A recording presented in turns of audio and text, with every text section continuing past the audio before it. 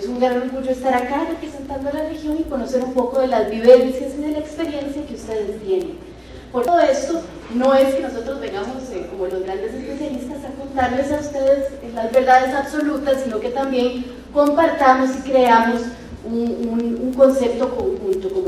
Podemos decir que a nivel de instrumentos internacionales de protección de los derechos de la niñez y adolescencia, uno de los más importantes o el fundamental para el cambio de un paradigma donde se reconoce por primera vez a los niños, niñas y adolescentes como personas, como sujetos de derechos y de responsabilidades, fue la Convención sobre los Derechos del Niño, que fue adoptada por el seno de Naciones Unidas en 1989 y, como les dije, es el instrumento más completo o que contiene, digamos, la integralidad de los derechos humanos de las personas menores de edad.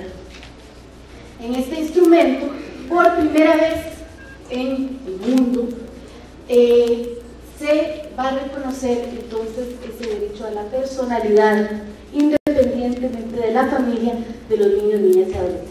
Entonces entendemos por niño, niña o adolescente a todo ser humano menor de 18 años de edad, ¿verdad?, sin distinción de sexo, religión, nacionalidad, etc.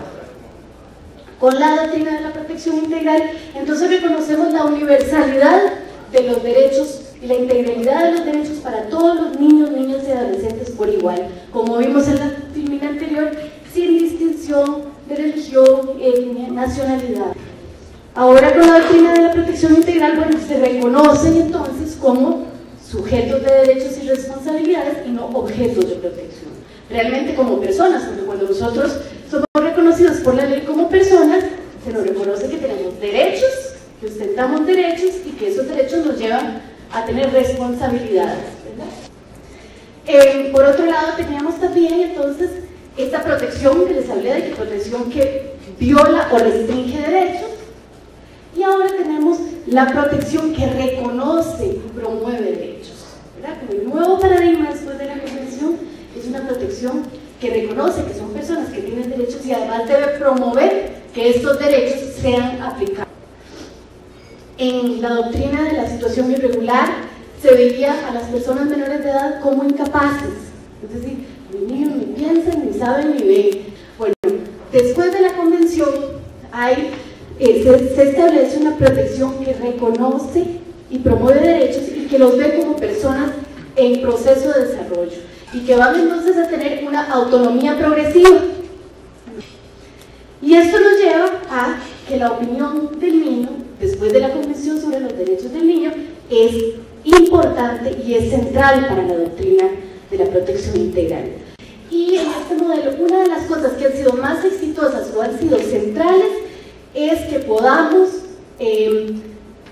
tener la opinión del niño, la niña o el adolescente en su proceso de vida alternativa. Esto ha sido fundamental para lo que nosotros llamamos el retiro sostenido de una víctima de explotación sexual comercial.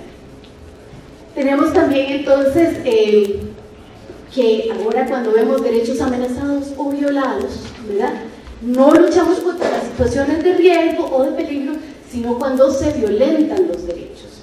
Y eso es otra de las cosas. Con la doctrina de la protección integral protegemos los derechos.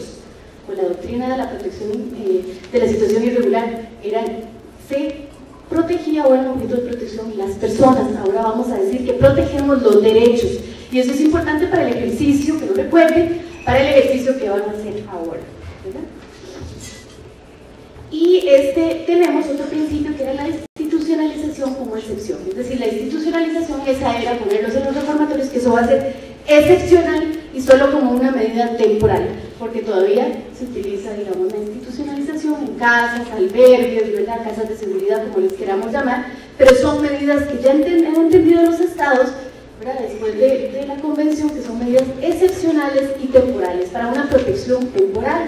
¿Por qué? Porque uno de los derechos fundamentales de toda persona es poder vivir en un entorno familiar, en un entorno, digamos, comunal, que sea cercano, ¿verdad?, a nuestra vivencia. Entonces, vemos que la institucionalización va a ser utilizada como excepción. Yo quise resaltar aquí algunos derechos que extrajimos de la convención, porque bueno, la convención es 120 artículos por ahí, pero entonces vamos a ver los derechos relacionados con la explotación sexual comercial, ¿verdad? Entonces hablamos del derecho a la protección, en el artículo 32, el derecho a la protección contra la explotación económica, contra el trabajo que pueda ser peligroso o que entorpezca la educación y contra el trabajo que sea nocivo para la salud o el desarrollo de la persona menor de edad. También el derecho a la educación, que es además fundamental, porque las estrategias también que hemos utilizado para un retiro sostenido, y lo hemos visto en la práctica después de 5 años de trabajar en un modelo de atención a víctimas, es que la educación es uno de los medios más efectivos para tener la contención de una persona menor de edad. El derecho a la protección contra todas las formas de explotación y abusos sexuales del artículo 34 de la Convención, y el derecho a la protección contra el secuestro, la venta o la trata, que está establecido en la Convención sobre los Derechos del Niño también en el artículo 36. Algunos principios importantes entonces que devienen de la Convención sobre los Derechos del Niño: la protección contra toda forma de discriminación, orientación sexual, por nacionalidad, el derecho intrínseco a la vida, a la supervivencia y al desarrollo, y la participación del niño, es decir, que reconoce esa autonomía progresiva y además que reconoce que como persona tiene derecho a opinar, a tener su intimidad, a tener su manera de pensar también independiente. Un poco para ver entonces los enfoques con los que hemos trabajado o con los que el trabajo de ustedes deberá desplegarse, que vienen también de la Convención.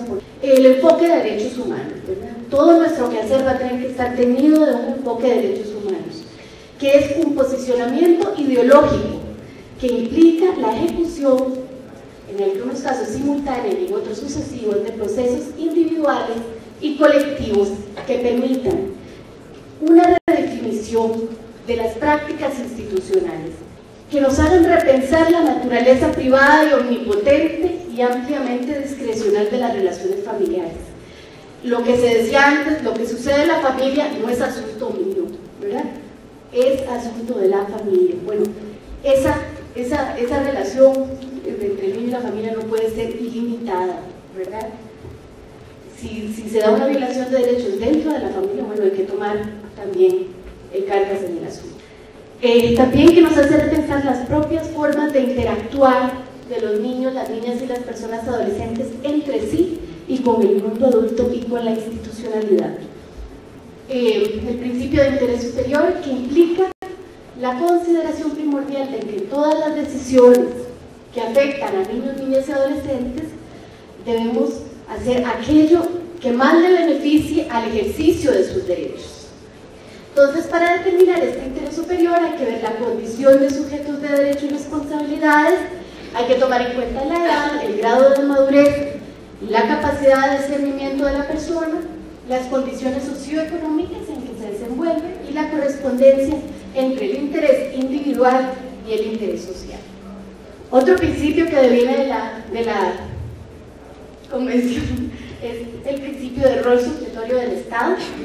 Ahora vemos que la Convención nos establece que los padres y las madres son los primeros responsables de la protección de los derechos de sus hijos, y solo en caso de que no puedan, el Estado entrará, ¿verdad?, con un rol de acompañamiento a las familias. Es decir, ya no va a ser aquel paradigma del Estado versus la familia, sino que más bien el Estado es un coadyuvante para que el niño, la niña y el adolescente pueda vivir y ejercer sus derechos en familia.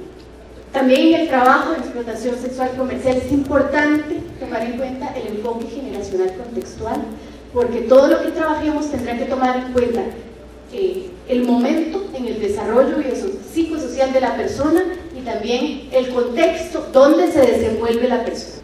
Otro de los temas es el enfoque de género, otro de los enfoques que devienen de otras convenciones, como la que vamos a ver ahorita dentro de un ratito, pero que obliga a reconocer con propósito transformador, ¿verdad?, todos aquellos condicionamientos sociales